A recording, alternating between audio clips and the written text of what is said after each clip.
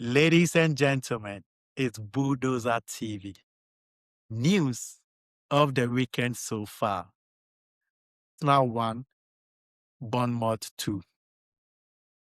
Yes, the title is slipping away from Arsenal. 22 years chasing the Premier League. They've never won the Premier League ever since they moved to the Emirates Stadium. And this season is one of the best chances Arsenal would ever get to win the Premier League. Because let's call a spade a spade. Chelsea has been rubbish. Manchester United was garbage under Amorim. Liverpool, after £500 million purchase, they went backwards. Manchester City is not the Manchester City of old. They've had a tipsy-topsy kind of season. Some good wins, some bad draws and bad losses. So it was Arsenal's title race to lose. And it's still their title race, their title to lose. But it seems like they are doing what Arsenal knows best by bottling the title that should have been over in the month of February. They lost against Bournemouth. In their last 3 home games, games in England, they lost the Carabao Cup finals to Manchester City. They lost the quarterfinals of the FA Cup to Southampton, and now they've lost in the Premier League against Bournemouth at the Emirates Stadium.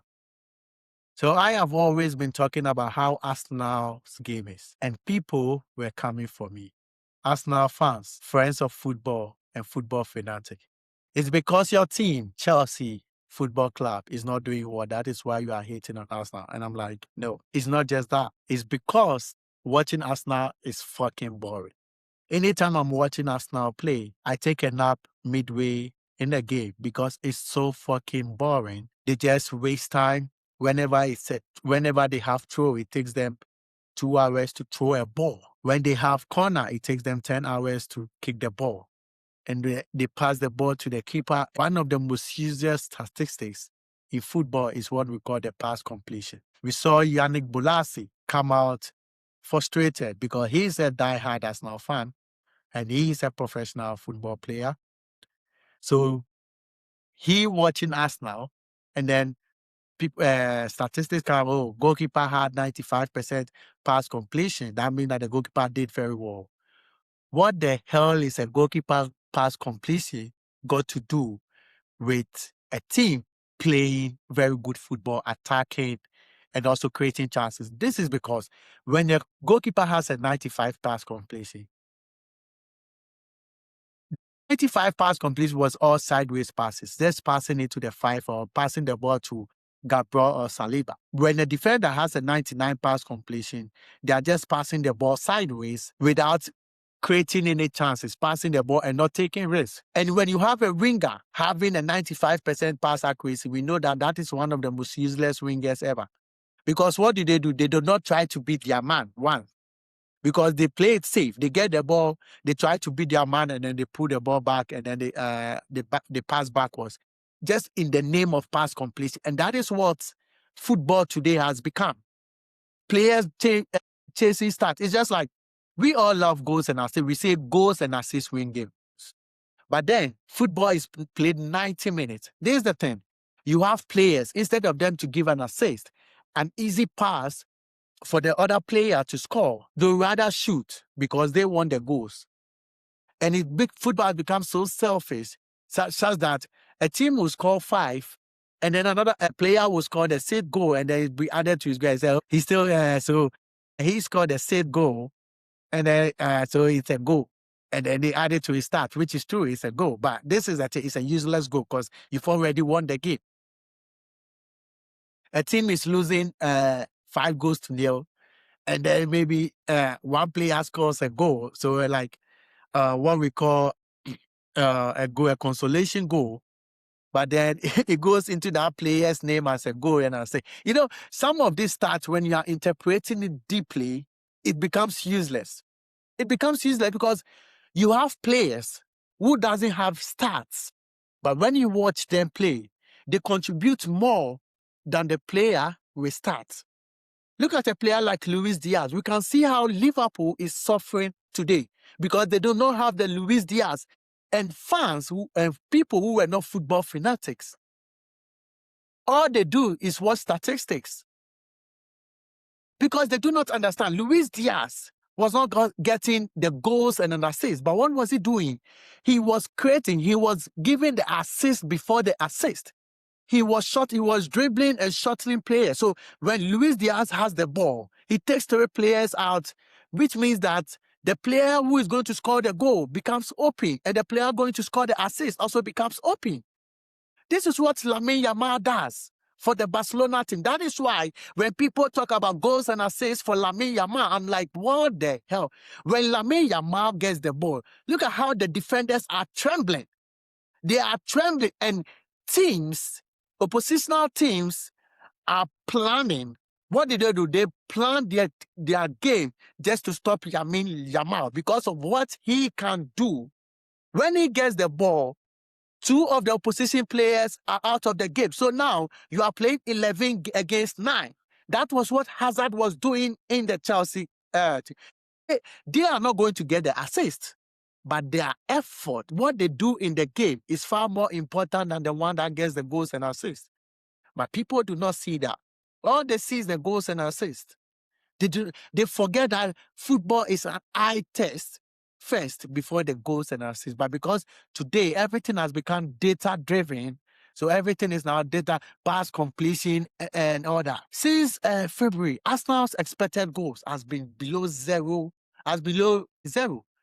for a team that is vying for the Premier League.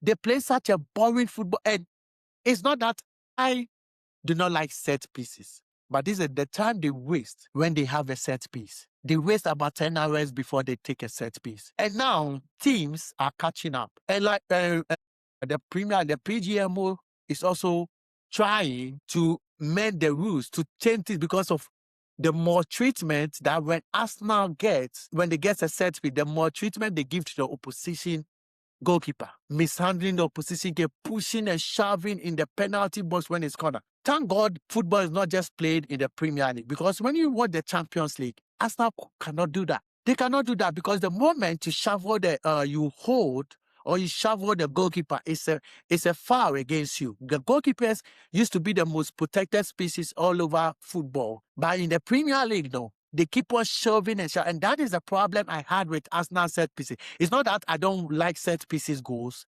but for them to keep on shoveling and pushing the goalkeepers, that is what I don't want. And now, when I used to say Arsenal football is boring, people used to talk and say crazy shit, but now we all everybody, you're right, an Arsenal legend came out to say, this is one of the worst football I've watched for ages. It's so fucking boring. A goal kick and David Raya will take 20 minutes before he kicks the ball. The ball is passed to within 5 minutes. David Raya have had 5 bad passes to him, and then he's just standing on the ball, waiting for what? Waiting for what? Wasting time. You saw Brighton coach Fabian Hessler complaining about how Arsenal waste time and talk about he doesn't think football is supposed to be played that way. And people were like, that's why you are in Brighton. You don't have the killer instinct and all that.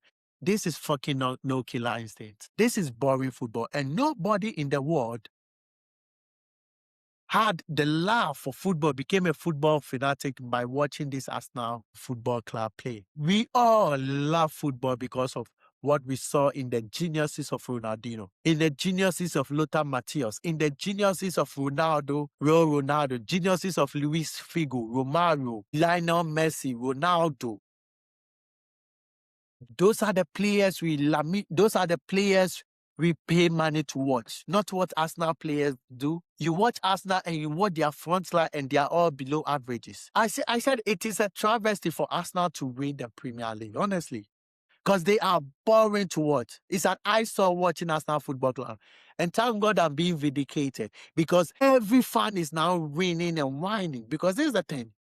When you are winning and playing boring football, nobody talks about it because you are still winning. But when you start to lose and you keep on playing boring football, that is when everybody, and now you could see the fans, FTV talking about Arsenal, Arteta out. They are feeling the pressure. Tomorrow or today is Chelsea against Man City. As a Chelsea fan, it's a win-win for me. If Chelsea win close to the 5th position, which means the Champions League spot. But you know what? I do not care anymore because my team is total shit. And I'm not a fan of Liam Rosen, so I do not give a shit about it. If Man City win, football has won because at least, although they've not had a consistent season and they've been up and downs, when they play football, they play football. And I love to watch Ryan Cherky because those are the players we pay money to watch. Not what Martinelli does, not what Joe Carres does, not what the below averages does. Football has become so has fallen to the point that people are even saying that Declan Rice should win Ballon d'Or. What the hell has football become? Football won today. Bournemouth came out to play. They came out to play. And whenever they had the ball, it was like we were watching football. When Arsenal had the ball, it was like, oh. It was like, kudos Bournemouth for the victory. Arsenal, always the bridesmaid, never the bride. Always the bridesmaid, never the bride. Until then, cheers, Bulldozer TV.